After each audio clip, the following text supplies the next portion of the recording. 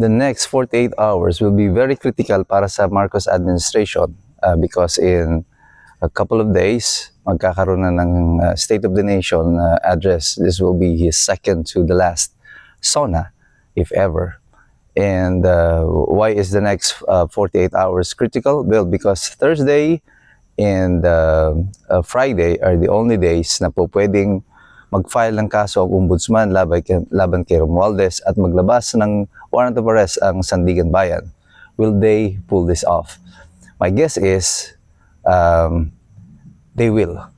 Pipilitin nila ito na may mailabas na kaso laban kay Romualdez, makapaglabas ng warrant of arrest before the SONA so that they have something to tell the people na merong nangyari dito sa flood control. However, this will be the beginning of more conflict at magkakaroon ito ng political repercussions all throughout the administration because ngayon Marcos is about to lose another critical ally.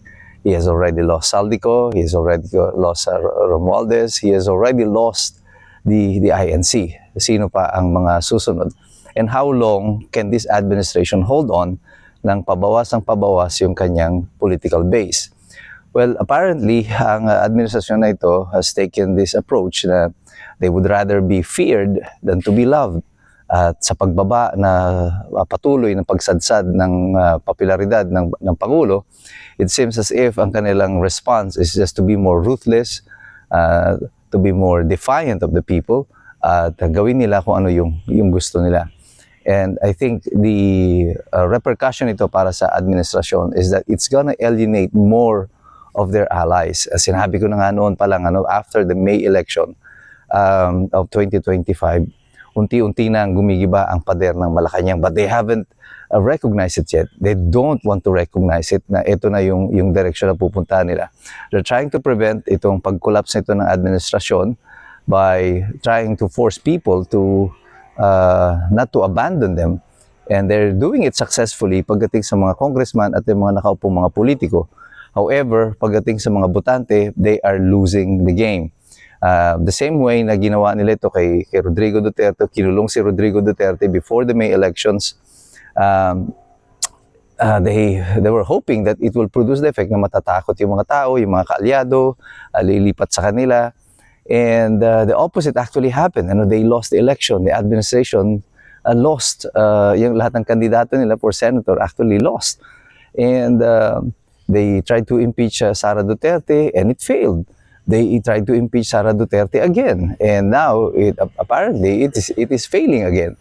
So, apparently, parang lahat ng ginagawa ng administrasyon at the moment is not working. And I think may bahagi na rin dito yung intervention ng Panginoon. May divine intervention rito. Umakit lahat ng pinaplano nila doesn't seem to work at the moment.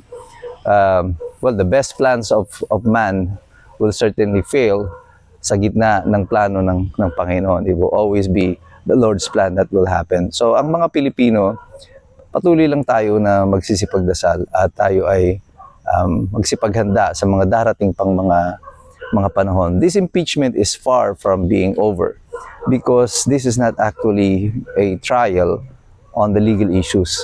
Sinabi ko na po itong paulit-ulit. This is a political game.